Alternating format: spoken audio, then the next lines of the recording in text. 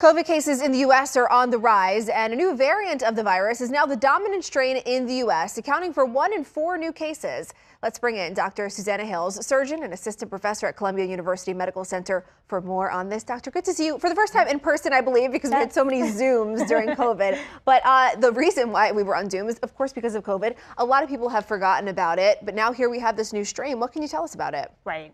So the good news is that so far the symptoms from this strain seem pretty much like a mild cold. Cough, congestion, maybe a fever.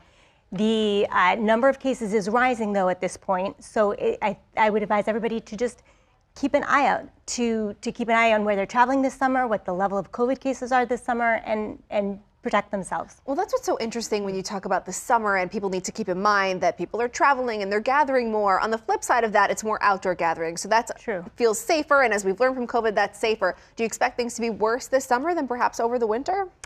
I don't necessarily expect things to be worse this summer. I think we'll have to wait and see how things go. There's no sign in the testing that's been done that it's more easily spread, more transmissible, or causing worse disease.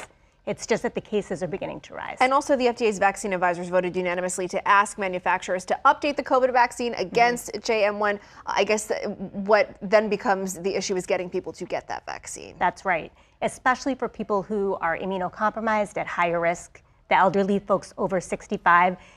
Really, it's very important to consider getting vaccinated if you're in any of those groups. But even the general population, also getting a vaccine, highly recommended, keeps people healthier during the winter. And we've seen some people get, their flu shot and the COVID vaccine at the same time every year. Do you expect that to kind of continue and also evolve with these variants that we see evolving every year? I think that will continue. It certainly makes it more convenient for people. So why not? Just make one trip, get a couple of vaccines, get it taken care of, especially if you're around kids. We know how they bring viruses home.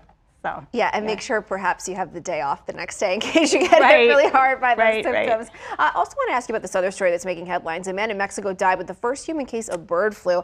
Very concerning. Unclear how he got it. What we are learning so far, it seems respiratory. What can you tell us about this case? Yeah, it does sound very concerning. I'll just lead by saying this is not believed to be related to the bird flu that we've seen here recently in the United States. So it's a separate virus, and this particular person was bedridden for several weeks, was not well, so probably more susceptible to a virus that most people wouldn't get. Okay, and I guess in terms of travel, it's one case. We'll watch it. We'll see what happens. Yep, they are specifically saying that so far there's no evidence that this can be spread from person to person. I also want to get your thoughts on this other news that we've been talking about a lot today. The Food and Drug Administration announced a reversal of a marketing ban on Juul e-cigarettes.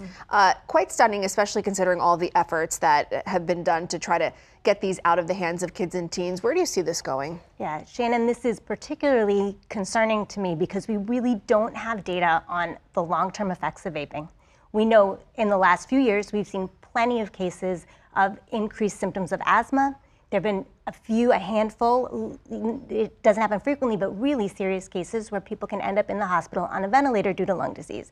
And we know the marketing for these vaping products is going to be geared toward young people because they're the ones who are most commonly using the products. So they're making lifelong decisions, and it's really concerning to think that marketing towards young people might increase and rates of use might increase. Yeah, and while they say that it's a way to get people off of regular cigarettes, there's no doubt that it certainly attracts a younger crowd, and that's kind of what's popular with younger teens. All right, Dr. Susannah Hills, a lot to talk about. Good to have you here. Thank you so much. We will hope for a safe summer for all.